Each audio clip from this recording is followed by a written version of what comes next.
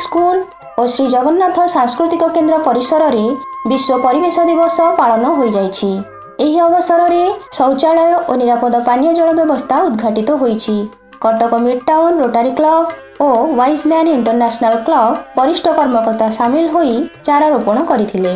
विशिष्ट दंत चिकित्सक स्वर्गत डाक्टर फकीर मोहन मिश्र स्मृति रे तांकर पुत्र विशिष्ट दंत चिकित्सक डाक्टर प्रभात मिश्र एवं बहु मधुमिता मिश्र स्कूल शौचालय और पानीय जल जोगाण व्यवस्था पाई अर्थ प्रदान करथिले।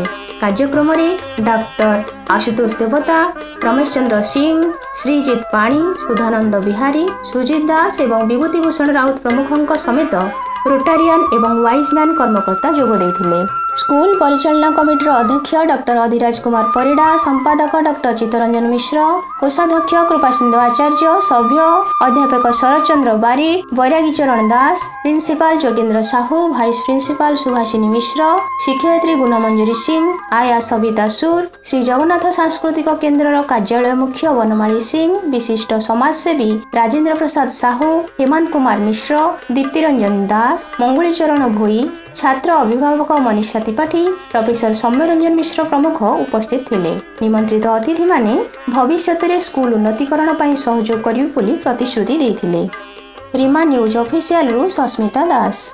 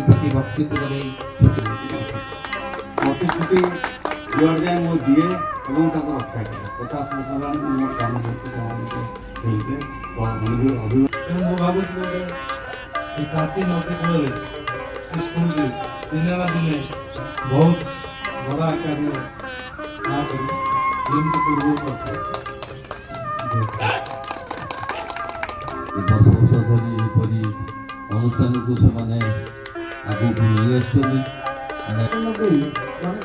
व्यक्ति देला पर्सन देला किसी असुविधा